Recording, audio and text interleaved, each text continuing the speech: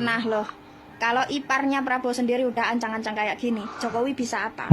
Jokowi bisa Hah? apa?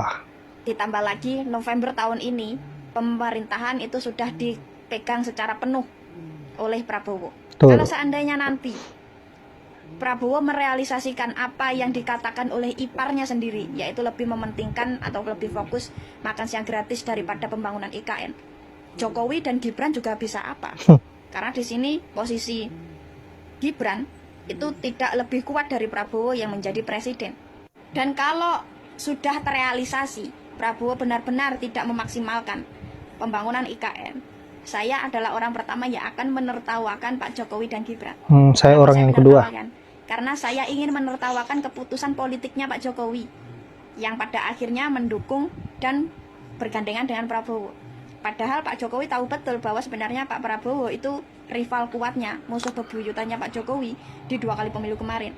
Dan sebenarnya juga Pak Jokowi tahu betul bahwa Pak Prabowo itu punya dendam tersendiri kepada Pak Jokowi karena sudah dikalahkan secara 2 kali berturut-turut. Dan sebenarnya Pak Jokowi juga tahu betul bahwa relawan Gerindra, kader Gerindra, dan beberapa partai koalisi yang mengusung Prabowo Gibran itu tidak menyukai Jokowi dan segala legasinya di sistem pemerintahan. Udah tahu Pak Prabowo kayak gitu, dan udah tahu juga bagaimana kader Gerindra terhadap segala legasinya Jokowi. Tapi lucunya Jokowi tetap menjadikan Prabowo sebagai penerusnya. Dan sekarang Prabowo yang diharapkan bisa meneruskan legasinya Jokowi, yaitu seperti meneruskan pembangunan proyek besar sekelas IKN, Prabowo malah terang-terangan tidak akan maksimal membangun IKN karena lebih mementingkan makan siang gratis. Kalau udah kayak gini, Jokowi bisa apa? Gibran juga bisa apa? Hah? Dan jangan lupa DPR juga sudah menanggapi wacana dari iparnya Prabowo yang lebih mementingkan makan siang gratis daripada membangun IKN. Kalau udah kayak gini, kita balik ke realita ya, bahwa 2025 nanti mayoritas kursi di DPR itu dikuasai oleh partai koalisinya Prabowo. Meskipun legislatif itu dimenangkan oleh PDIP, tapi posisi PDIP di sini adalah oposisi. Dan ingat juga bos, bahwa ini adalah negara demokrasi, di mana kalau nanti anggota DPR RI itu lebih setuju bahwa IKN pembangunannya itu ditunda dan lebih mementingkan makan siang gratis, berarti keputusan itulah yang dipakai dan keputusan itulah yang akan dicanangkan atau dijalankan. Dan kalau udah kayak gini, bisa dipastikan bahwa Gibran sebagai wakil presiden tidak bisa berbuat banyak, tidak bisa meneruskan atau menyelamatkan legasi bapaknya sendiri. Dan hal inilah yang saya tertawakan dari Pak Jokowi dan Gibran. Dan satu kata untuk Pak Jokowi, kapok. Mohon maaf nih Bapak, Bapak kira calon investor di depan Bapak itu orang-orang goblok apa gimana? Bandingin IKN kok sama Melbourne, Paris, aduh. Kalau mau bandingin tuh sama hutan Amazon. Coba IKN sama hutan Amazon, mana kulit saudaranya yang lebih bagus? Gak tahu, tanya yang mau tanya saya. Ikan koi bawa golok. Cakep. Bapak Jokowi gokil.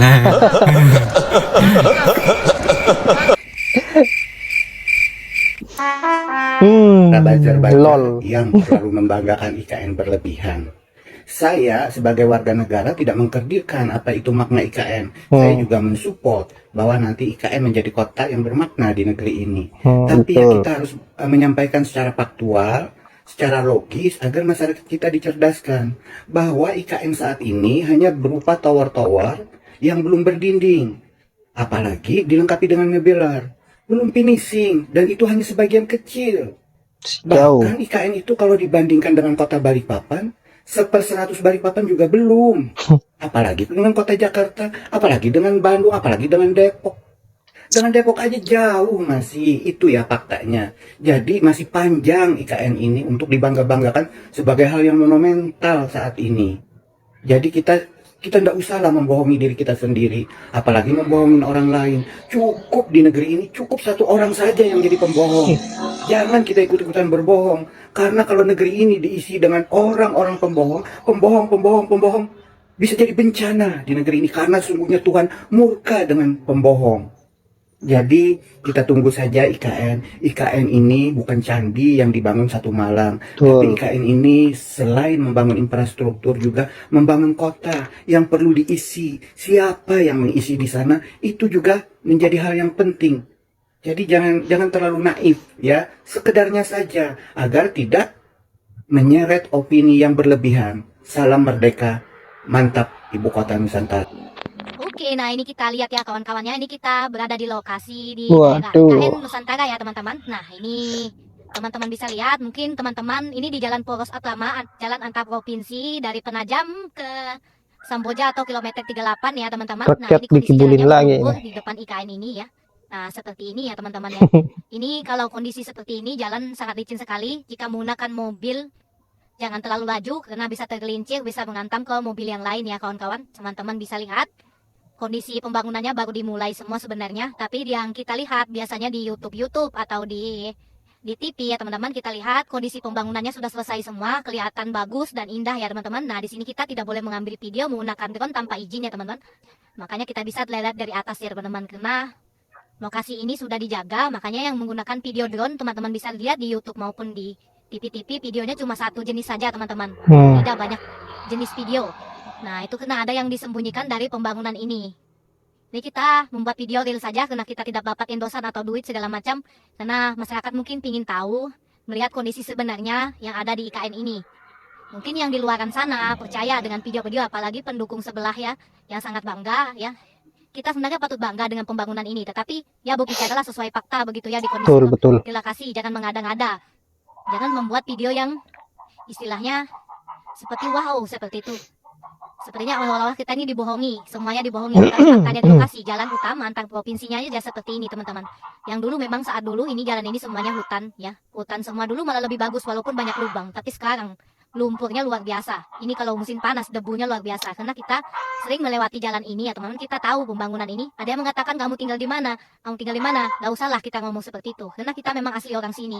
Orang Dayak Pasir ya kita ya. Nah orang Dayak sendiri. Kita tahu. Kalau yang di luar sana, orang Kalimantan Barat sana, orang Dayak tapi tidak tahu. Mungkin dia tidak pernah juga datang ke IKN ini.